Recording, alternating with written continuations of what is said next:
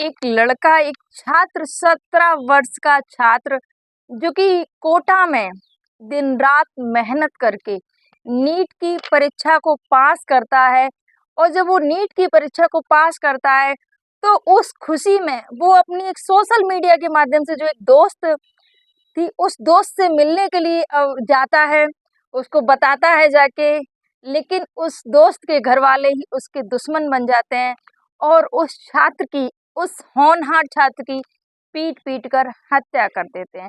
तो क्या है ये पूरी स्टोरी, चलिए सुनाते हैं आपको पूरी स्टोरी। फ्रेंड्स, आप सभी को मेरा प्रणाम। मैं सरिता राठौर। कैसे हैं आप सभी? उम्मीद करते हैं आप सब अच्छे होंगे, अपना और अपनी फैमिली का ध्यान रख रहे होंगे। फ्रेंड्स, आज की जो घटना है वो बिहार की मधुबनी के रहने वाले संतोष कुमार, जो कि 17 साल जिनकी उम्र होती है, कोटा में नीट की परीक्षा की तैयारी कर रहे होते हैं। और जब नीट की परीक्षा देते हैं उसके बाद में जो रिजल्ट निकलता है वो खुशी से झूम जाते हैं पूरे घर वाले, सारे लोग। यहाँ पर जो संतोष है, क्योंकि सोशल मीडिया का दौर चल रहा है, इनकी भी एक सोशल मीडिया के जरिए एक दोस्त से मुलाकात होती है, जो भी वो भी नाबालिग, ये भी, क्योंकि दोनों पढ़ाई का, ये भी नीट की परीक्षा का एग्जाम यहाँ पर कोटा में परीक्षा दे रहे, तैयारी कर रहे थे। और वो लड़की जो थी वो भी अपनी पढ़ाई कर रही थी। इस दौरान इनकी सोशल मीडिया के माध्यम से दोस्ती होती है। और दोस्ती के बाद में जब संतोष का जब रिजल्ट आया, जब वो पास हो गए, तो अपनी दोस्त से मिलने के लिए जाते हैं, अपनी खुशी को बयां करने के लिए जाते हैं कि मैं पास हो गया हूँ। और ये चीज़ें जब वो वहाँ पर पहुँचते हैं, क्योंकि ये तो कोटा में रहकर, बिहार के जो रहने वाले थे संतोष, और कोटा में रहकर परीक्षा की तैयारी कर रहे थे, इनका सिलेक्शन भी हो जाता है। उसके बाद में जो दोस्त थी वो नागौर की रहने वाली, तो ये नागौर पहुंचते हैं जाके, अपनी जो दोस्त है उससे मिलने के लिए। जब नागौर पहुंचते हैं, नागौर जिला, मेड़ता सिटी, थाना क्षेत्र सारंग वासनी जो गांव पड़ता है, सारंग वासनी गांव।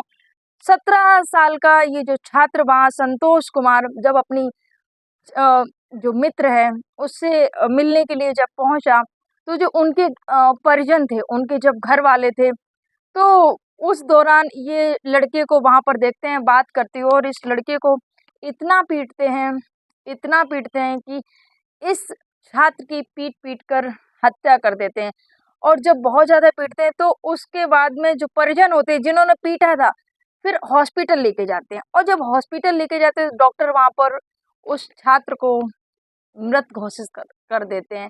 यहाँ पर ये जब मृत घोषित कर दिया उनको, उस छात्र को, होनहार छात्र को, उसके बाद में उनके जो पिता थे, जो कि संतोष कुमार के पिता, जो कि बिहार के मधुबनी के रहने वाले थे, उमेश कुमार केसरी।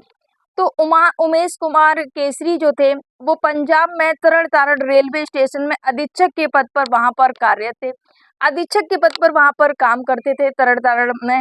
और जब उनको पता चला, उनको जब फोन गया, उनको जब सूचना मिली कि ऐसे ऐसे करके आपके बेटे की ऐसे करके हत्या कर दी है, तो वो तुरंत वहाँ पर उस थाने पहुँचते हैं और जो बेटे का पोस्टमार्टम कराते हैं। उसके बाद में जो अपराधी थे उनके खिलाफ रिपोर्ट दर्ज कराते हैं। फिलहाल अपराधियों को गिरफ्तार कर लिया गया है और जांच हो रही है, और जो शव था वो परिजनों को यहाँ पर सौंप देते हैं। लेकिन ये जो घटना है एकदम बहुत ज़्यादा दिल को झकझोर देने वाली है। सोचिए उस पिता पर, उस पूरे परिवार पर क्या बीत रही होगी, जिसके बच्चे ने नीट की परीक्षा इतनी मेहनत से निकाली थी, इतनी मेहनत से पास की थी, और वो खुशी का दिन वो अपनी दोस्त से बस बात करने, उसको बताने के लिए गया था, मिलने के लिए गया था कि मैं अपनी दोस्त, नाबालिग छात्र था, वो भी छात्रा भी नाबालिग थी, बस खुशी अपनी जाहिर करने गया था, बताने की कि मेरा सिलेक्शन हो गया, मैं अच्छे नंबरों से मैं पास हो गया, नीट का एग्जाम मैंने क्लियर कर लिया है। यहाँ पर उसको ये जो खुशी भारी पड़ जाती है। फ्रेंड्स, यहाँ पर मैं एक बात बोलना चाहूँगी। जिस छात्रा से वो मिलने गया था वो भी नाबालिग थी, ये भी छात्र नाबालिग था, और पढ़ाई लिखाई करने वाले स्टूडेंट थे, ऐसे ही नहीं थे। तो यहाँ पर अगर वो वहाँ पर गए तो उसको पूछते कि बेटा आप इतनी दूर से आए हो, वहाँ से यहाँ पर क्यों आए हो, तो वो लड़का जो था वो बताता क्या बात है क्या नहीं। तो इतना उसने कोई बड़ा जुर्म नहीं कर दिया था कि उसकी पीट पीट कर हत्या कर दी। यहाँ पर जो परिजन थे उनको थोड़ा-सा समझना चाहिए था। अगर कोई बच्चा आया है, अगर हाँ, चलिए मानते हैं कि आपकी बेटी से मिलने आया है, आपको लगा कि हाँ, गलत है या उसके साथ में अफ़ेयर चल रहा है या जो भी है, तो बेटी से भी पूछ के समझाते, बेटी को भी सामने करते, उस बेटों की भी को भी सामने करते और पूछते क्या बात है, कहीं क्योंकि लड़का ने नीट का एग्ज़ाम पास किया था, तो ज़ाहिर-सी बात है बात करने ही गया था, मिलने गया था, जो भी है। दोस्त थी, दोस्त को बताने गया था, ये खुशी, लेकिन यहाँ पर घर वालों ने ना समझा, ना सोचा और उस बच्चे को बस पीटना शुरू कर दिया क्योंकि उनकी लड़की से मिलने आया था। फिर वो कौन है, क्या है, ये सब जानने की कोशिश नहीं की। अगर एक बार उसको जानने की कोशिश की होती, उसको समझने की कोशिश की होती और एक बार ये सोचा होता ये भी किसी का पुत्र है, ये भी किसी का बच्चा है, तो शायद ये घटना आज नहीं घटती और वो जो बच्चा है वो जीवित होता। 17 साल का नाबालिग ही है, जो सोचिए जिसने अपने भविष्य में कभी ऐसा नहीं सोचा होगा कि जिस दोस्त से वो मिलने जा रहा है, उसके परिजन ही उसको मौत के घाट उतार देंगे। फ्रेंड्स, इस जो घटनाक्रम सुनाने का उद्देश्य किसी को आहत करना नहीं था, किसी को परेशान करना नहीं था, ये किसी को दुःख पहुँचाना नहीं था, बस आपको जागरूक करना था।